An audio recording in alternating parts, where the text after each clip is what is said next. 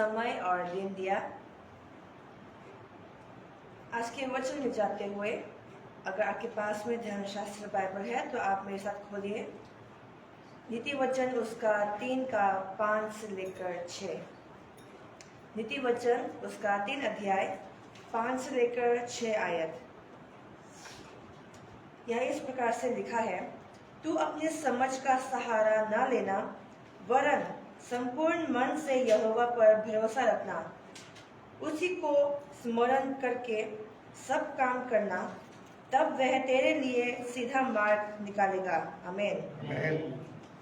यहाँ से मैं अपने बोलने का शीर्षक लेके आऊंगी, कठिन समय में परमेश्वर पर भरोसा करना। Trusting God in times of trouble. कठिन समय में परमेश्वर पर भरोसा करना।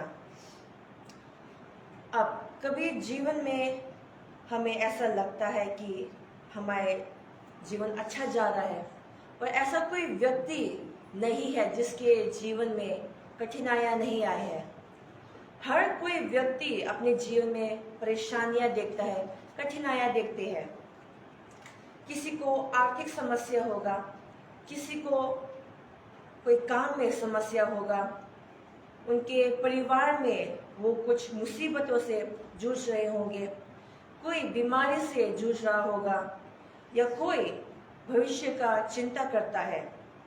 लेकिन परमेश्वर का वचन कहता है कि वो हमारे साथ है और वो हमारे सब चिंताओं को देखता है। परमेश्वर हमारे साथ में उपस्थित है। हमें कभी नहीं भूलना कि परमेश्वर हमेशा हमारे साथ में है। कभी कभी हमें लगता है कि हमारे साथ में कोई नहीं है, कोई हमारे जीवन में हमारे समस्या को नहीं समझता, लेकिन हमें हमेशा ये सोचना है कि परमेश्वर हमारे साथ में है। हमें भरोसा रखना है कि परमेश्वर की उपस्थिति हमारे बीच में है। यहाँ से मैं आपके सामने 2 बातों पर ध्यान घोर कराऊंगी जो हमें कठिन समय में परमेश्वर पर भरोसा करना सिखाता है। तो यहाँ से मैं 2 बुधा लेके आऊंगी। पहली बात है, परमेश्वर की उपस्थिति पर भरोसा करें। Trust in the presence of God. परमेश्वर की उपस्थिति पर भरोसा करें। आप मेरे साथ खोलिए यशाया उसका 41:10। यशाया उसका 41:10। यह लिखा है, मत डर क्योंकि मैं तेरे संग हूँ, इधर उधर मत ताक क्योंकि मैं तेरा परमेश्वर हूँ। मैं तुझे दृढ़ करूँगा और तेरी सहायता करूँगा। अपने धर्ममय दाहिने हाथ से मैं तुझे संभाले रहूँगा। आमीन। कठिन समय में हमें हमारी सबसे बड़ा समस्या केवल परिस्थिति नहीं परंतु अकेलापन भी एहसास होता है। कभी हमें लगता है कि हमारी समस्या कोई नहीं जानता, कभी हमें अकेलापन महसूस होता है, पर परमेश्वर हमेशा हमारे साथ में है।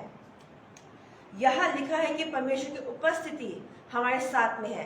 परमेश्वर ने कभी हमें पीछे नहीं छोड़ा, कभी हमें जीवन में अकेले चलने नहीं दिया।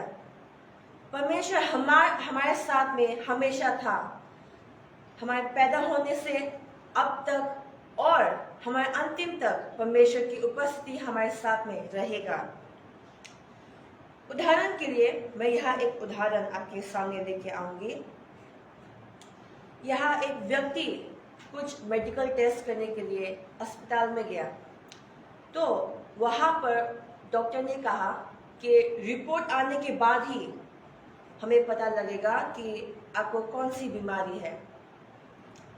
रिपोर्ट आने से पहले ही आपको पता नहीं लगेगा कि आप सच में बीमार हैं, आपके अंदर में कुछ कमी घटी है, या फिर आपका जीवन लंबा है या खट्टा है, आपको नहीं पता।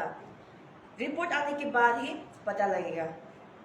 तो जब वो व्यक्ति इंतजार करता है तो उसके मन में डर और चिंता पैदा होता है। उसके दिमाग में, उसके मन में बहुत सारे नकारात्मक विचारे आ जाते हैं। लेकिन फिर उस व्यक्ति को ये बाइबल आयत याद होता है, यशाया 41:10। यह साफ साफ परमेश्वर ने बोला कि मत डर क्योंकि मैं तेरे साथ हूं, इधर उधर मत ताक क्योंकि मैं तेरा परमेश्वर हूं। ये बाइबल अध्याय पर जब वो गौर करता है, जब वो मनन लगाता है, तो एक चीज उसको आ जाता है कि परमेश्वर उसके साथ में है। ये रिपोर्ट आने से पहले ही परमेश्वर उसको दिलासा देता है कि वो अकेला नहीं है, कि परमेश्वर उसके साथ है। परमेश्वर उसको आगे बढ़ने की शक्ति देता है, उसे चीजों को संभालने का उसको शक्ति देता है और हर परिस्थिति में उसके साथ में होता है, उसको अपना एक मार्गदर्शन देता है। इसी प्रकार से हमें दानियल उसका 6 अध्याय में भी हमने दानियल की कहानी सुना है कि कैसे उसको शेर के गुफा में डाला गया। अब अगर एक व्यक्ति को हम शेर के गुफा में डाल देते हैं, तो अगर हम उसकी जगह में होते हैं तो हमें लगता है कि अब वो व्यक्ति नहीं बचेगा, और अगर वो कोई अंधेर जगह में है तो उसको अकेलापन महसूस होगा, उसको भय महसूस होगा। लेकिन जब दानियल को शेर की गुफा में डाला गया तो दानियल को यह भरोसा था कि वो अकेला नहीं है, और सच में वो अकेला नहीं था, क्योंकि परमेश्वर ने अपने स्वर्गदूत को दानियल के पास में भेजा और शेरों का मुंह बंद किया।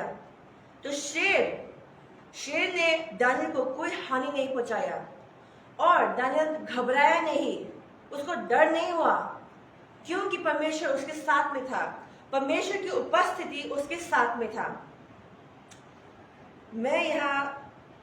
हम अपने दूसरे बुधा में आते हैं। दूसरा बुधा है परमेश्वर की योजना पर भरोसा करें, trust in the plan of God. परमेश्वर की योजना पर भरोसा करें।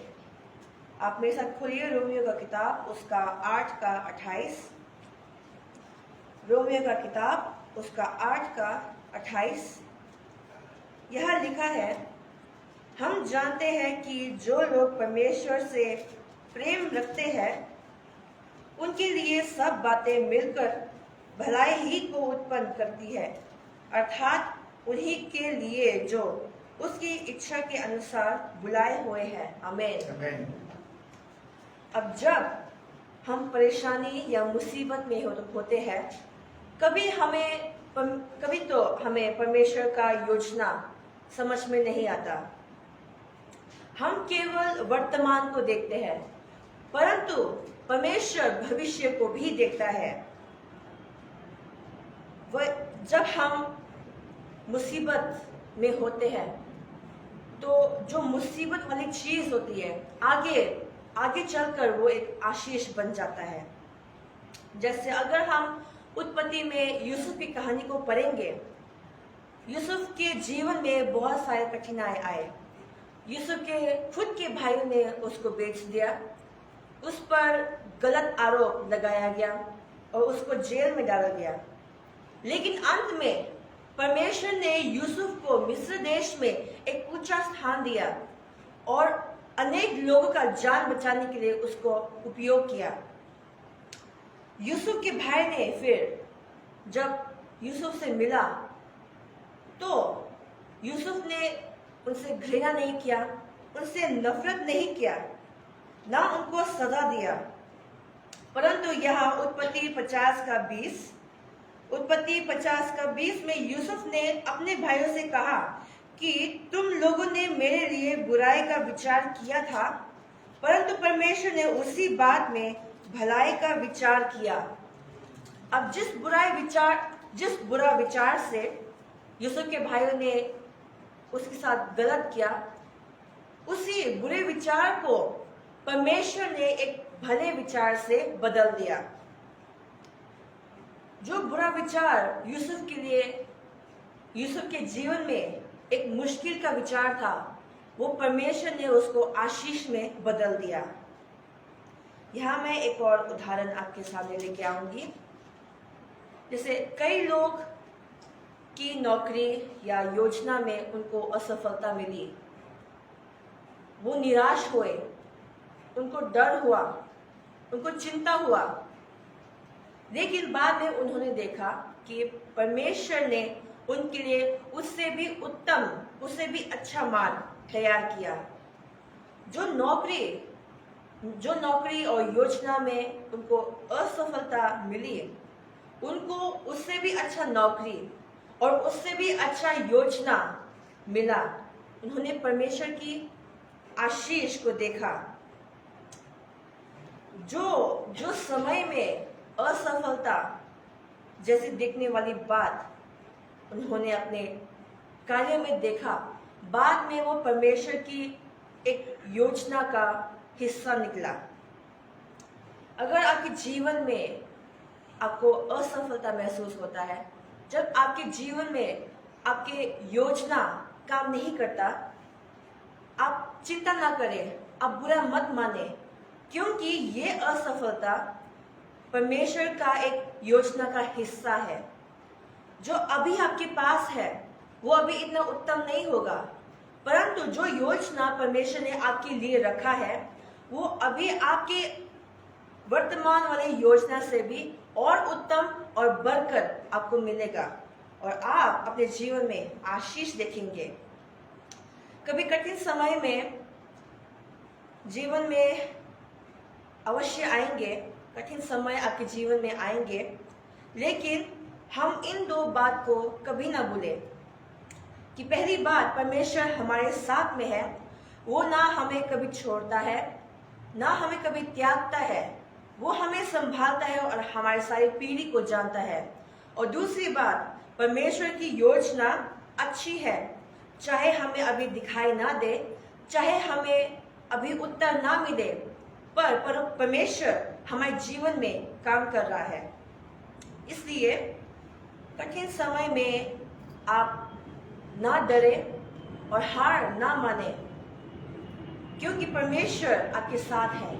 इसलिए परमेश्वर पर भरोसा कीजिए और आपके मन में इन दो बात को रखिए कि परमेश्वर आपके साथ है और परमेश्वर की योजना हमेशा आपके लिए उत्तम है।